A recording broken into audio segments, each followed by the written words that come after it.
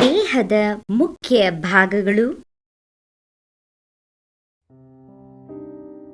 ಈಗ ನೀವು ಪೂರ್ತಿ ಗಮನವಿಟ್ಟು ಕೇಳಬೇಕು. ಈಗ ನಾವು ದೇಹದ ಮುಖ್ಯ ಅಂಗಾಂಗಗಳ ಪರಿಚಯ ಮಾಡಿಕೊಳ್ಳುತ್ತೇವೆ.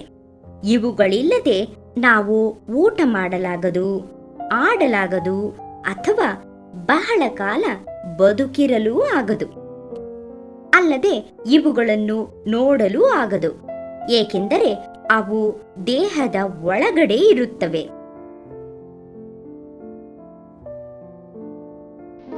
ಮಿದುಳು ಇದು ಮಾನವ ಶರೀರದ ಕೇಂದ್ರ ಕಂಪ್ಯೂಟರ್. ಇಲ್ಲಿ ನಮ್ಮ ಬುದ್ಧಿ ಕೆಲಸ ಮಾಡುತ್ತದೆ, ಕಲಿಯುತ್ತೇವೆ ಮತ್ತು ಯೋಚಿಸುತ್ತೇವೆ. ಇದು ದೇಹದ ಅತ್ಯಂತ ಮುಖ್ಯ ಅಂಗಗಳಲ್ಲಿ ಒಂದು. ಇದರೊಳಗೆ ನಮ್ಮ ನೆನಪುಗಳೆಲ್ಲವೂ ಶೇಖರಣೆಯಾಗಿರುತ್ತವೆ. ಯಾವ ರೀತಿ ಕೇಬಲ್ ಟಿವಿ ಎಲ್ಲ ಮನೆಗಳಿಗೆ ಜೋಡಿಸಲ್ಪಟ್ಟಿರುತ್ತದೋ ಅದೇ ರೀತಿ ಮೆದುಳು ಸಹ ನಮ್ಮ ದೇಹದ ಪ್ರತಿಯೊಂದು ಭಾಗಕ್ಕೆ ಜೋಡಿಸಲ್ಪಟ್ಟಿರುತ್ತದೆ. ಹೃದಯ ನಮ್ಮ ದೇಹಕ್ಕೆ ಬಹಳ ಶಕ್ತಿ ಇದೆ. ಅದಕ್ಕೆ ಎಂದಿಗೂ ಆಯಾಸವಾಗುವುದೇ ಇಲ್ಲ.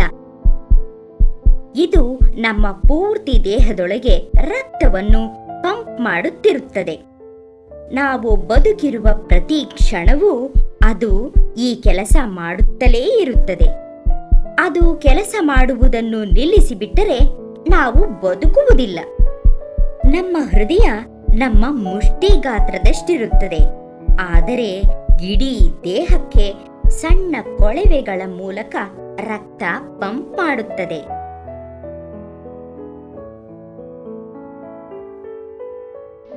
ಶ್ವಾಸಕೋಶ ಎದೆಯ ಒಳಭಾಗದಲ್ಲಿ 2 ಚೀಲದಂತ ಅಂಗಗಳಿವೆ.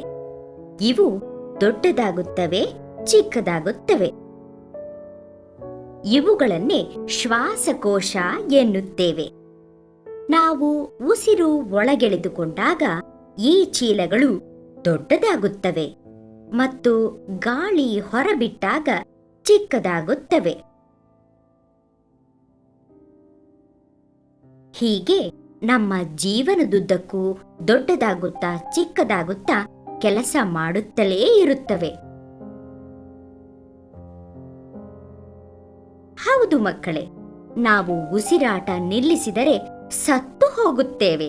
ನಾವು ಬದುಕಿರಲು ಗಾಳಿ ಬೇಕೇ ಬೇಕು.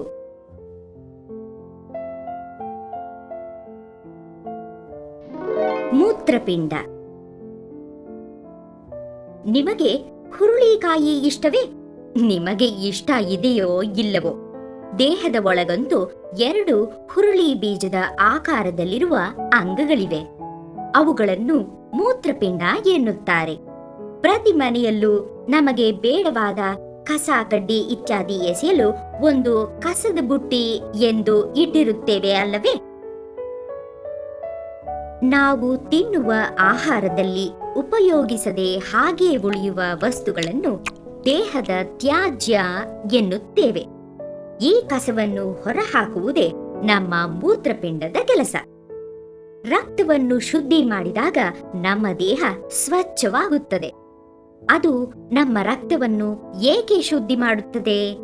ಏಕೆಂದರೆ ಈ ಕಸವನ್ನು ಒಯ್ಯುವುದು ನಮ್ಮ ರಕ್ತವಲ್ಲವೇ?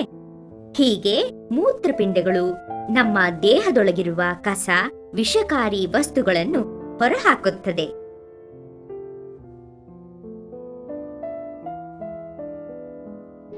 ಯಕೃತ್ತು ನಮ್ಮ ದೇಹದೊಳಗಿರುವ ಅತ್ಯಂತ ದೊಡ್ಡ ಅಂಗವೆಂದರೆ ಯಕೃತ್ತು. ಇದು ನಮ್ಮ ದೇಹದೊಳಗೆ ಉತ್ಪತ್ತಿಯಾಗುವ ಕಸ ಹಾಗೂ ವಿಷಕಾರಿ ವಸ್ತುಗಳನ್ನು ತೆಗೆದುಹಾಕುತ್ತದೆ. ನಾವು ತಿನ್ನುವ ಆಹಾರದಿಂದ ಶಕ್ತಿ ಉತ್ಪಾದಿಸಲು ಸಹಾಯ ಮಾಡುತ್ತದೆ. ಕೆಂಪು ಮಿಶ್ರಿತ ಕಂದು ಬಣ್ಣದ ಯಕೃತ್ತು ಮುಟ್ಟಲು ಮೃದುವಾಗಿ ಸ್ಪಂಜ್ ಹಾಗೆ ಇರುತ್ತದೆ. ಮುಟ್ಟಿ ನೋಡಿ. ಎಚ್ಚರಿಕೆ, ಅದನ್ನು ಚುಚ್ಚಬೇಡಿ. ಅದು ನಮ್ಮ ದೇಹದ ಸಂರಕ್ಷಿತ ಭಾಗದಲ್ಲಿದೆ.